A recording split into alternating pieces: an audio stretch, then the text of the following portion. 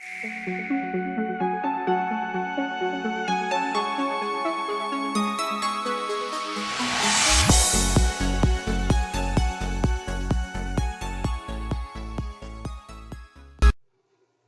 everyone, it's Rune the Angel Dragon here, and today we are going to talk about my Fursonas. Now, this is something that I probably should have made a video about a while ago, because there has been some confusion. I do have Furry Amino, and I do have other things. I have multiple different accounts across multiple different social media platforms, and so many people find my other Fursona accounts, and if I'm talking about Rune per se, which is my more popular Fursona, people say, oh, well, Rune's this person, and then I'm like, yeah, no, that's me. Well, but then why are you on this YouTube account if you have this YouTube account? Well, because I have two YouTube accounts. One's my old one, Rune's my new one.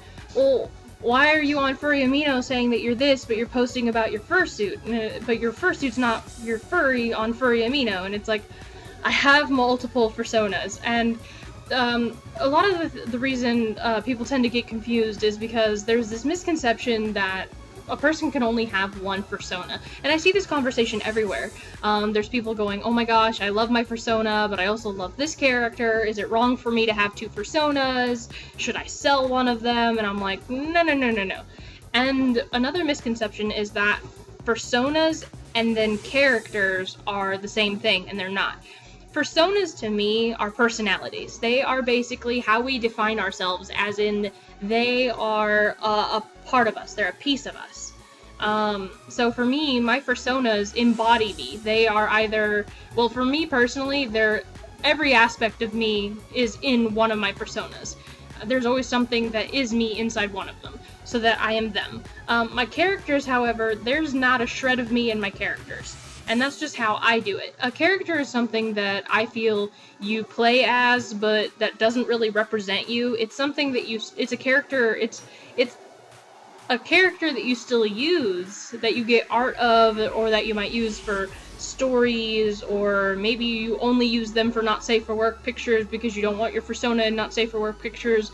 You know, characters can have a lot of functions, but in the end, they're not something that you use a lot. It's not something that you really use often, and half the time these characters kind of just sit in folders forgotten until you really need them, and those are characters. Fursonas are something that you really hold dear to you. They're very personal to you. You would die if you ever had to let them go, like, because they are you, and the thought of them being represented by someone else is just, no. Like, I can't imagine if I sold Rune, or if I sold Mia or Masika or any of my, well, like, I've sold some of my characters before, but they're ones that I never use. But characters that I use, like, I can't even imagine ever giving them up. Like, any of my Leothauns or anything like that, I can't even my other angel dragons, I can't even begin to imagine if I had to sell them or if I had to give them away.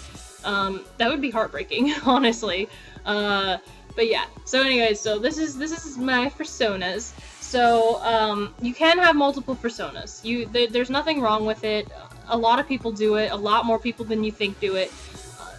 It's just, I don't know, it just depends on who you want art of, and there's nothing wrong with seeing a character that you connect with, and then buying it, and then it slowly developing into a Fursona. There's nothing wrong with that. Now, if you're a person that has like 50 Fursonas, you might have a bit of an issue. You should probably scale it back. I kind of believe that, like, 3 to 5 Fursonas is okay, but once you kind of exceed 5, you're pretty much hitting that mark of maybe having too many. I see people that hoard adopts, and I'm just like, how? Why? Because then they're selling them like a week later, because they're like, oh, well, I just didn't really connect with them, and it's like, your love, I don't feel, can be shared between that many things. I already feel like I have too many characters. I occasionally look at one like, ooh, I want to buy it, and then I'm like, nope, nope, nope, can't do it. So, but I have 3 Fursonas, and Rune is actually not my first one. Rune is actually my second Fursona, and I created him last year, and now I have a fursuit head of him, and he's the only one that I ever really considered fursuiting as. But he is my second baby, and the other 2, my first one is Mia. She's a winged wolf. She was my original Fursona from when I became a furry back in 2007, 2008. And then Rune came along just last year, and then also, well actually no, it was this year, and then this year I got Masika, which I didn't really expect Masika to be a Fursona. I kind of just expected her to be a character, but she really grew on me, and I started getting more art of her, and now I'm pretty much obsessed with her as a character, and I kind of realized that she is me. And when I realized that I had basically made myself into her, just my inner thoughts and such, she became a Fursona as well. So three is the magical number. So I will now take this time and I will introduce you guys to all my different Fursonas. Does that sound like a good idea? Yeah? Alright, so here's my Fursonas.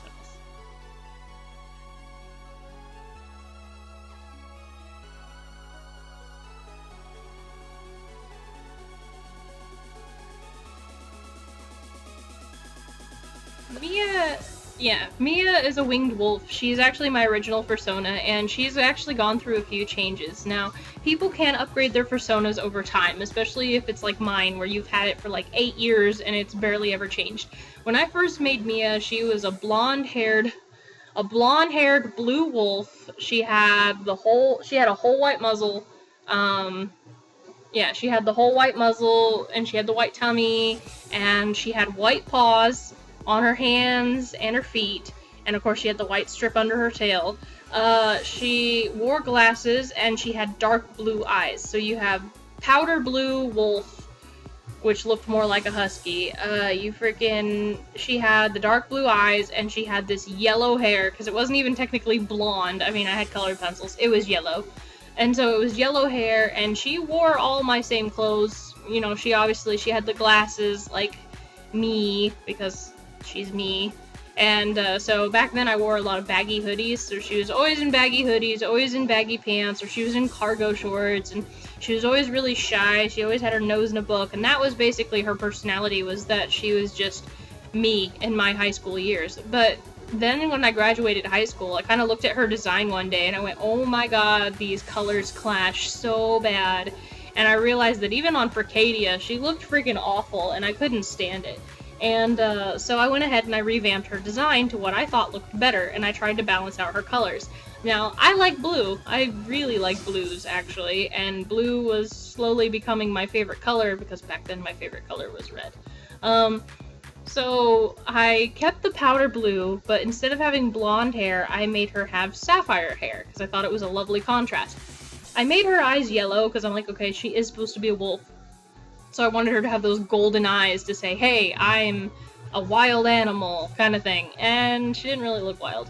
And I made her hair super, super long, because before her hair was like just to here, and it was always down, it was always messy looking, or it was in like some sort of little short ponytail, but I don't know, it looked kind of weird. So I made her hair really long, so it like came down to here, and then there was this giant ponytail, and the ponytail stretched to her freaking end of her tail. Like, she had gold bangles everywhere. She was really fancy, really pretty, and I thought I was being unique with this design. Well, then someone comes up to me one day and says, oh, you're copying Crystal. And I'm like, who the hell is Crystal? Because I was not very into the furry fandom back then. I was kind of like closet fur, like stay out of, like, don't ask me about it, I'll tell you I'm not a furry at all kind of thing. And so then I start looking up Crystal, and I find out Crystal's from Star Fox. Well, Crystal was also blue and white. Crystal also had sapphire hair and golden bangles and looked like a very fancy, pretty lady. And I kind of looked at her character, looked at mine, and I realized that they were pretty similar. And then I got really distressed, because then I was like really upset with myself. So then I decided I was going to add wings to my character, because then I couldn't be confused for Crystal, because I had wings. I was a winged wolf now. Back then people hated wings, and I had no idea, and I didn't really realize how common winged wolves were. I didn't really understand the concept that people basically had all the same favorite species back then. Like, everybody had a rabbit, everybody had a fox, everybody had a wolf, it seemed. Like, there was always someone that literally had a character that looked almost exactly like yours.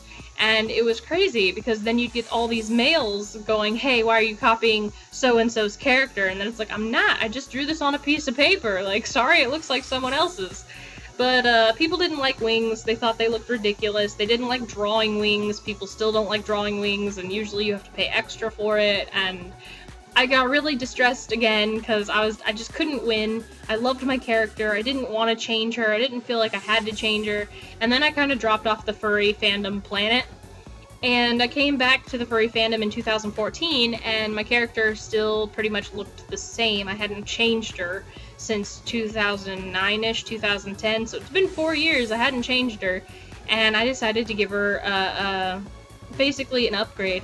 And so I got on Wolfmaker Windbane, and Wolfmaker by Windbane, and I started just playing around with designs. I wanted her to be blue, but I didn't want her to have the full white muzzle anymore. I settled for like a stripe down the nose, because I felt like she still needed white on her face somewhere. And I kept the white belly. I took off her white paws. Her white paws had been gone for a while, actually. So no more white paws, and then she still had the tail streak. And I decided to put her wings back. I put her wings back, I put like dark feathers at the tips, and I played around with the little designs and stuff, and she ended up with like these these like greenish, they're turquoise, yeah. Turquoise spots. She had a fade into turquoise on her fingers and on her toes, and she had this turquoise like crescent moon tattoo on her shoulder. I thought she looked awesome. I thought this was like the best character design ever, and I've stuck with it pretty much since then. The only thing I did add is I did send a reference to Squiddy Bum one day whenever she was doing a photo edit of my partner and I, and she put in this photo edit, she's like, does your character have hair? Is it just the same color as her body? And I was like, well, she did have hair in the past, and I sent her the picture references of my character having the sapphire hair. She put it in the picture with Mia in it, and I looked at it, and I was like, this actually looks really good. So I told my partner, I was like, oh my gosh, why have I not had hair this entire time? You know, and she's like, I don't know, why haven't you had hair? It's your character, you can do with it what you want. And so I played around with hairstyles. I wanted to give her a medium hairstyle, and then I decided to give her a short hairstyle because that's what fit the best. And so I have art pieces of her that don't have hair, I have art pieces of her that do have hair, I have art pieces of her old design. I've had her for freaking ever. And the thing is she's just me. No matter what she looks like, she's just me. Outwardly, what you see, my personality, how I talk and how I act and how I joke and everything else, that's who Mia is. So whenever your first impression of me, whatever it is, whenever you meet me, that's Mia in a nutshell. I really can't explain her because she changes as I change. We are pretty much one and the same person. There is nothing about her that deviates from who I am or what I am. So that's pretty much why she's always going to be my main persona, because that is how I represent myself. That's just me. So, but on to the next persona.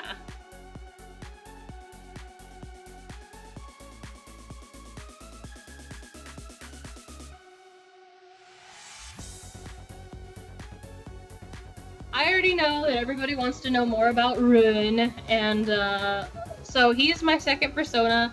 He is the product of like boredom, pretty much product of boredom.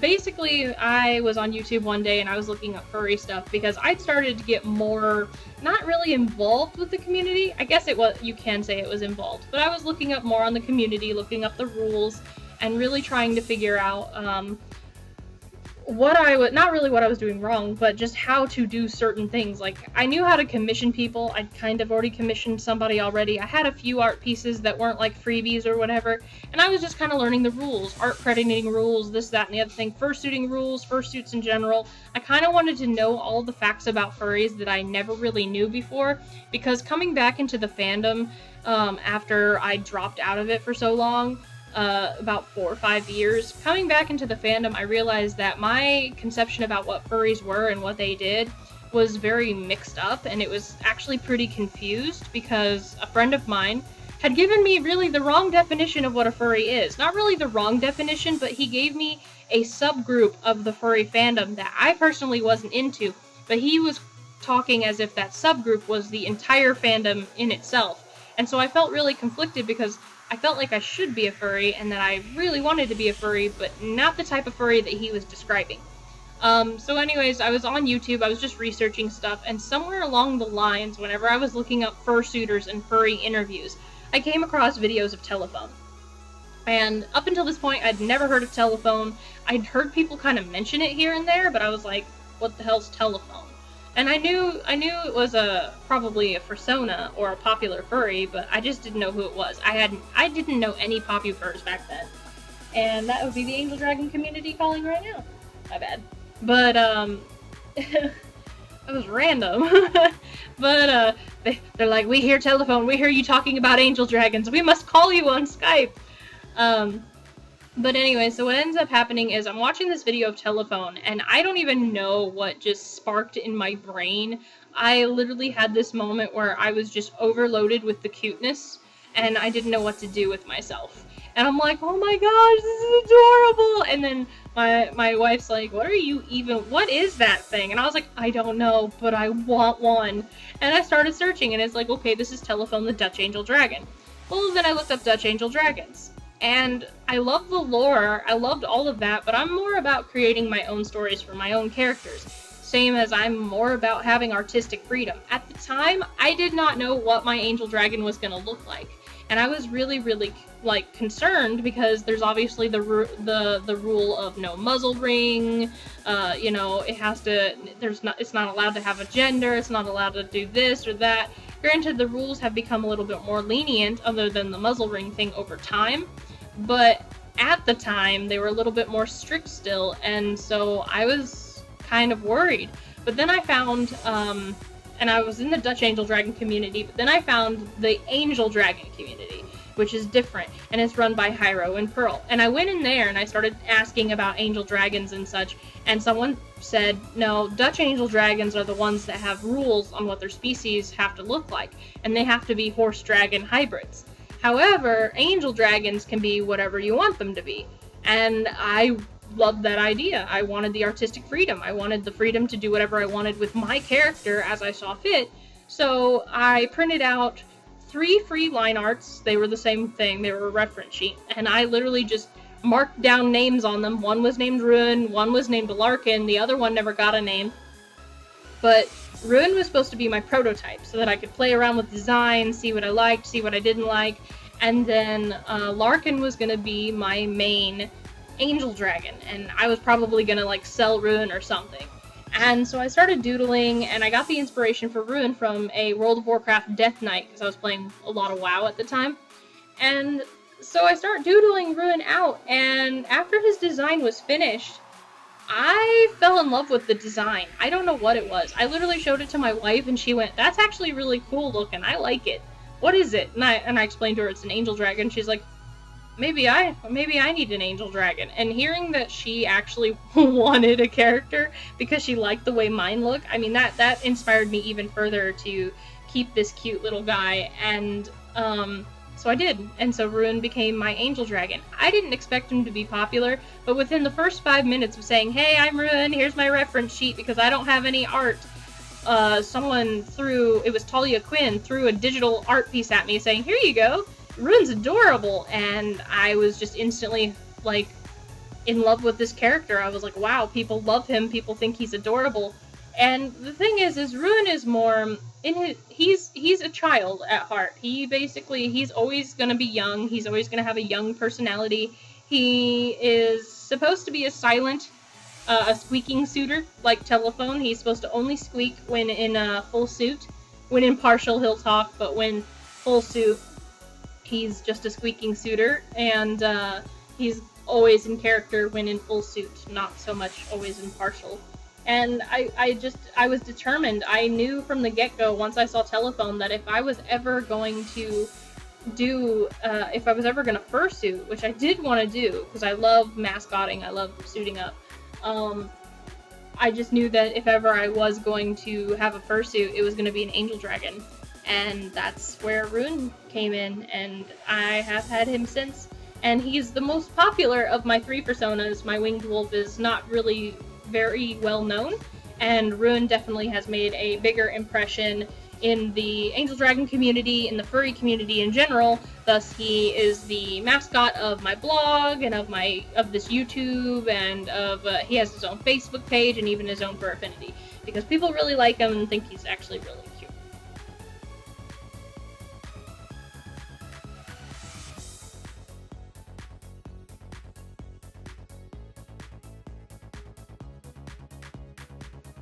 My third persona, Masika, she's a little bit harder to explain. You have Mia, who is very outwardly me, and then you have Rune, which is kind of like my childhood innocent self, which is always playing pranks or joking or being goofy and silly and just really childish and cute. And then you have Masika, and Masika is, well, she's more of my brooding self.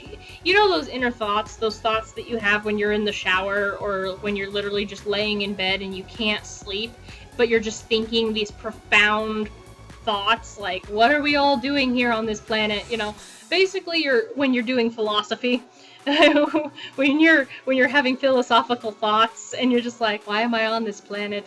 When you're going through an existential crisis, that is what Masika is. Literally, every time I ponder something that has a deeper essence to it, whenever I'm thinking, like, what can I do to make myself better? What have I learned from this experience?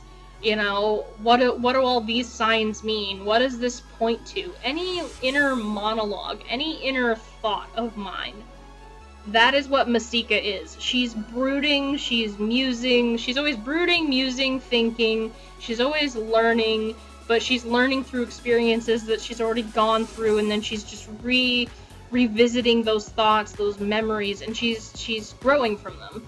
And that's what she is. Now, her species, she's a leothaun, which a leothaun, I mean, angel dragons are an open species. They're obviously not a real, like, creature that we would consider in, well, terms of, like, a dragon. It's part of mythology, right?